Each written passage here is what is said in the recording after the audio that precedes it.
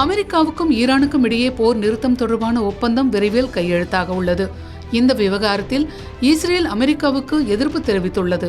Netanyahu இந்த நிலைப்பாட்டை எடுக்க என்ன காரணம்? விரிவாக பார்க்கலாம் இந்த காணொளியில்.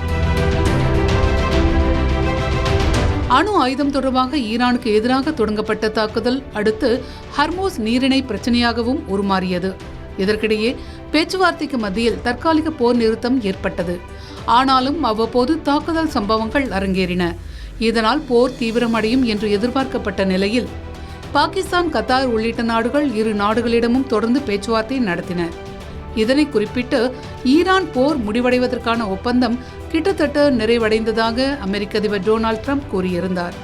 மேலும் போர் முடிவடைந்ததாகவும் அமெரிக்கா ஈரான் இடையே ஒப்பந்தம் இறுதி செய்யப்பட்டதாகவும் இரு நாடுகளும் அறிவித்துள்ளன.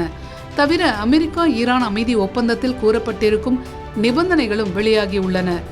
இதன்படி போர் நிறுத்தம், ஹர்முஸ் நீரிணையை மீண்டும் திறத்தல் மற்றும் அணுசக்தி பேச்சுவார்த்தைகளை மீண்டும் தொடங்குதல், ஈரானிய துறைமுகங்கள் மீதான அமெரிக்க கட்டுப்பாடுகள், முடக்கப்பட்ட ஈரானிய சொத்துக்களை விடுவித்தல், பேச்சுவார்த்தைகளின் போது புதிய அமெரிக்க தடைகள் இல்லாதது உள்ளிட்ட 14 அம்ச திட்டங்கள் ஒப்பந்தத்தில் கையெழுத்தாக உள்ளன.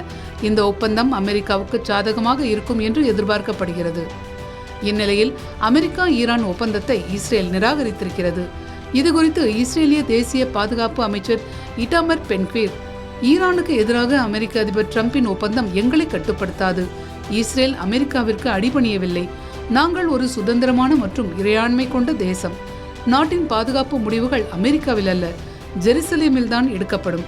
நமது பாதுகாப்பை உறுதி செய்யாத, மேலும் எந்த வகையிலும் நம்மை கட்டுப்படுத்தாத இந்த ஒப்பந்தத்தில் நாம் பங்காளிகள் அல்ல. ஈரானுடன் உருவாகி வரும் இந்த ஒப்பந்தம் ஒரு மூலோபாய தோல்வியாக தெரிகிறது. இது வரும் ஆண்டுகளில் இஸ்ரேல் ராஜதந்திர, இராணுவ மற்றும் சட்ட போராட்டங்களில் ஈடுபட வேண்டிய நிலையை உருவாக்கும். இந்த போராட்டங்களை ஒரு பரந்த ஜியோனிச அரசாங்கத்தால் மட்டுமே வழி நடத்த முடியும் என்று தெரிவித்திருக்கிறார். அமெரிக்க அதிபர் டிரம்புக்கும் இஸ்ரேல் பிரதமர் நெதன்யாகுவுக்கும் இடையே சமீப காலமாக முட்டல் மோதல்கள் தொடங்கியிருப்பதாக சர்வதேச ஊடகங்கள் தெரிவித்திருந்தது குறிப்பிடத்தக்கது.